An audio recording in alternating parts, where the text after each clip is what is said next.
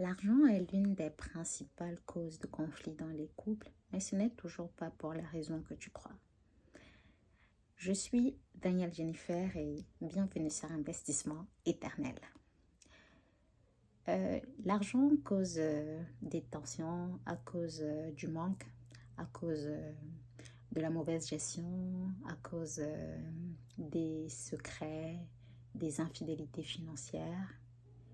Mais avec le temps, ce que j'ai compris, c'est que tout ça a un lien. En fait, c'est que on ne se comprend pas financièrement et on ne comprend pas notre conjoint financièrement non plus. Et chacun parle un langage financier différent sans même le savoir. Et si aujourd'hui je te montrais comment identifier ton langage financier et comprendre celui de ton conjoint pour éviter les conflits, on fait ça? Alors on fait ça. C'est quoi un langage financier? Commençons par là. C'est comment est-ce que tu comprends l'argent, c'est comment est-ce que tu ressens l'argent, comment est-ce que tu exprimes l'argent. C'est ça, ton langage financier. Et quelle est son origine? Le langage financier vient de ton histoire, de tes peurs, de tes valeurs, de ton modèle familial, de tes motivations, de tes blessures. Le langage financier, il vient de tout ça, parce que tout ça crée un modèle et ce modèle finalement, il va créer ton langage financier. Et lorsqu'on ne se comprend pas soi-même, on a du mal à s'exprimer, à exprimer réellement ce qu'on ressent. Et si on ne se comprend pas, c'est pas évident de comprendre l'autre. Et lorsqu'on va avoir des discussions, on va pas se comprendre et on aura des conflits.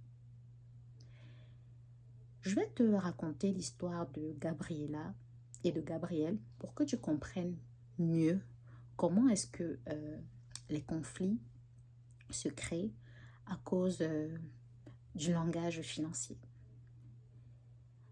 Pense à liker, pense aussi à t'abonner, ce serait bien. Merci de faire ça. Donc on va continuer avec l'histoire de Gabriel et Gabriela. En fait, c'est un jeune couple, des jeunes cadres dynamiques, comme on appelle dans mon cher et beau pays. Et ils gagnent bien leur vie, mais ils ont des langages totalement différents. Gabriela, elle, c'est une économe, elle garde de l'argent, elle va penser tout le temps à budgétiser, elle va faire des plans, elle va planifier, elle va épargner.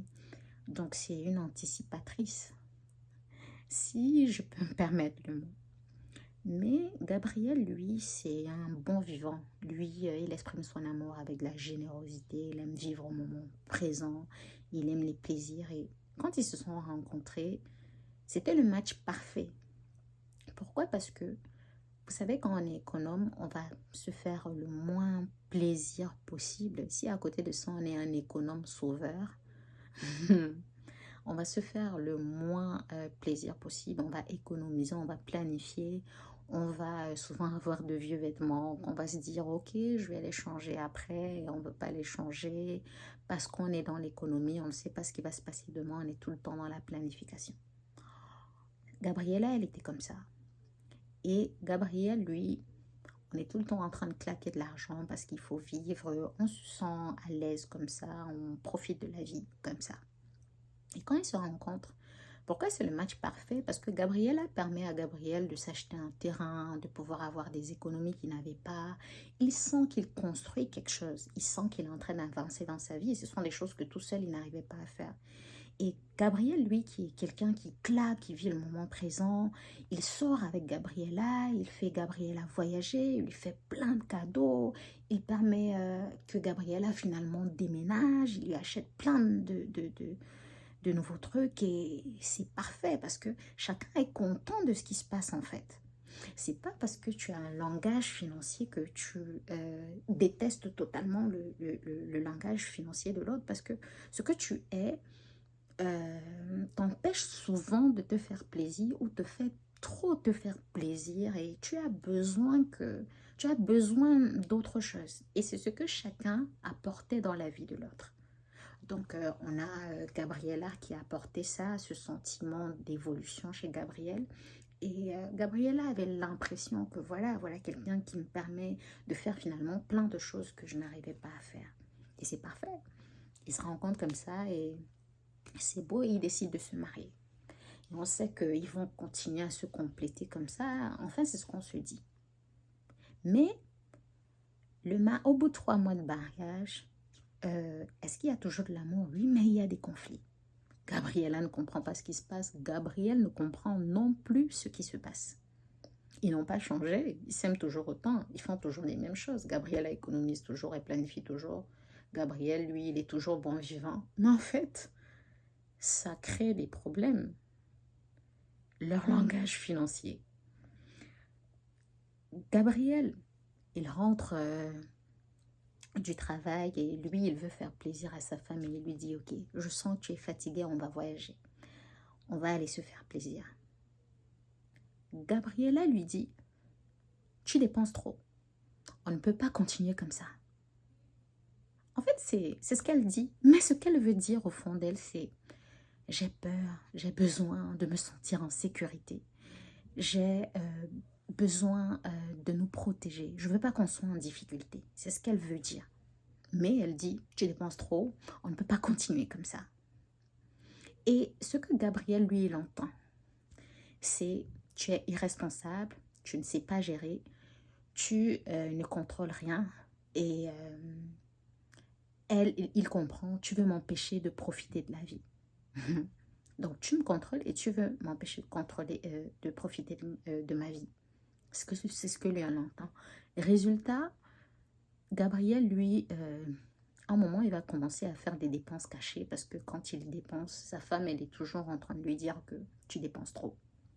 Mais elle ne lui dit pas ça parce que c'est pas vraiment, selon ce que vous avez compris, c'est pas vraiment ce qu'elle veut dire. En fait, elle se sent en insécurité lorsqu'il fait ces dépenses-là. Elle a l'impression qu'ils vont se sentir en difficulté, ils ne seront plus protégés.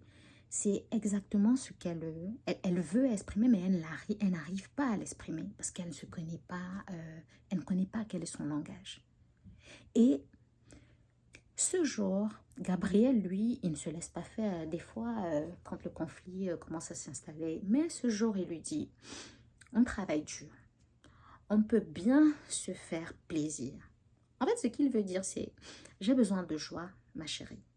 J'ai besoin de sentir que la vie est belle. J'ai peur d'une vie trop dure, trop stricte. Et c'est réellement ce qu'il ressent lorsque elle est tout le temps en train d'économiser et de budgétiser. Parce que lui, son langage financier s'exprime par les plaisirs de la vie, par les dépenses, c'est comme ça que lui s'exprime. Ce que Gabriella entend, c'est, tu es inconscient, tu ne penses pas au futur, tu mets notre stabilité en danger. Résultat, anxiété, reproche, et elle le contrôle excessivement. Lui ressent toujours qu'il est contrôlé. Et voilà comment ils sont dans le conflit, parce qu'ils ne comprennent pas quel est mon langage financier et comment finalement pouvoir se comprendre et s'exprimer. Mais si chacun connaissait quel est son langage financier, ce que toi tu vas apprendre à faire, tu vas le découvrir avec ce que je vais te montrer à la fin, comment le faire, la conversation serait totalement différente. Parce que ce que Gabriella aurait dit, c'est quand il lui aurait dit, voilà, on va voyager, il lui aurait simplement dit, chérie, quand tu dépenses, ça crée en moi une peur de manque. J'ai besoin de sécurité, pas de te contrôler. Donc, la façon dont il lui aurait dit même serait différente. Il lui aurait dit, voilà, j'ai déjà économisé pour la maison et j'ai suffisamment d'argent pour qu'on puisse sortir un peu, qu'on puisse voyager et ça n'aurait pas d'incidence sur nos économies. Lui, il aurait dit ça. Et il aurait dit aussi, j'ai l'impression d'étouffer quand on se prive trop. J'ai besoin de plaisir pour me sentir vivant, pas irresponsable. Je ne veux pas être irresponsable, chérie. Je veux juste te faire plaisir. Moi, j'exprime mon amour en te faisant des cadeaux, en étant généreux. Et elle exprime son amour de manière différente. Elle exprime son amour avec anticipation, avec prudence. Tu vois, cette femme-là, avant de payer l'électricité, elle te dit c'est déjà géré, le loyer c'est déjà géré. Ce qu'il faudrait que vous compreniez, c'est que Gabriella et Gabriel ont de très bonnes situations financières. Ni l'un ni l'autre ont des difficultés financières. Il faut bien comprendre ça. Mais leurs langages financiers sont différents. Donc, au lieu d'avoir les conflits financiers, au lieu d'avoir des conflits, ça devient plutôt des conversations. Tu as dans Jacques 1,19 qui dit que chacun soit prompt à écouter, lent à la colère. On a Gabriel et Gabriella. On a l'un qui est un libertin, un hédoniste, avec les valeurs de liberté, avec les valeurs de plaisir. Lui, il ne veut pas, il a la peur de frustration, il a la peur de restriction et il exprime son amour, comme je l'ai déjà dit, par la générosité, par le partage, il veut vivre au présent. Et on a Gabriella, elle qui est une économe. Elle a la peur de manquer, elle est tout le temps en train de contrôler et elle exprime son amour par la prudence, par l'anticipation. Quand tu vois, tu es avec une femme ou avec un homme qui, lui, il a déjà fait, il a déjà toujours fait, il a déjà toujours géré. Et la personne a l'impression souvent qu'elle est responsable de tout parce qu'elle est tout le temps en train de gérer. Et quand à côté de toi, tu as quelqu'un qui est libertin, c'est pas que tu n'aimes pas. Quand il te fait des cadeaux, tu es contente. Mais à côté de ça, tu dis... Mais il nous met en insécurité. Est-ce qu'on pourra payer le loyer? C'est parce que c'est comme ça que tu exprimes ton langue. C'est comme ça, c'est ça ton langage financier. Et je t'ai expliqué au départ que c'est construit par le modèle familial, tes croyances, tes peurs, tes motivations, tes valeurs, ton environnement, où est-ce que tu as grandi, tout ça.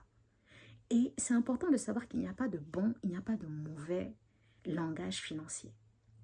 Tout ça, ce sont des langages financiers.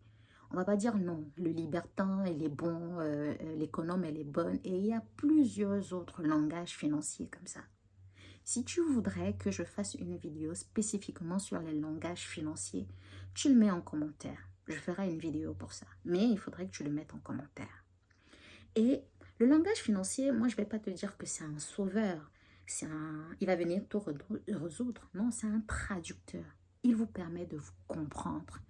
Et plus on se comprend, moins on a le conflit et il y a la paix. Et dans tout ça, c'est important de se connaître financièrement. C'est de connaître son langage financier. Parce que quand on se connaît, on s'exprime mieux, on se comprend mieux, on se ressent mieux, tout est mieux. Et pour connaître quel est ton langage financier, commence à noter. Prends un journal, tu commences à noter ce que tu ressens lorsque tu fais des dépenses, lorsque tu penses à l'argent. Et surtout, pose-toi ces 3 questions et réponds à ces questions. Tu sauras exactement quel est ton langage financier. La première question, c'est qu'est-ce qui te rassure le plus avec l'argent? La deuxième, c'est qu'est-ce qui te fait le plus peur? Et la troisième question, c'est qu'est-ce qui te motive vraiment? Donc, voilà, c'est tout pour moi. On se dit à très très bientôt pour une prochaine vidéo. Tu connaîtras la vérité et la vérité t'affranchira. Je suis Danielle Jennifer et je t'aime. Jésus-Christ et t'aime plus que moi. Ciao, bye bye.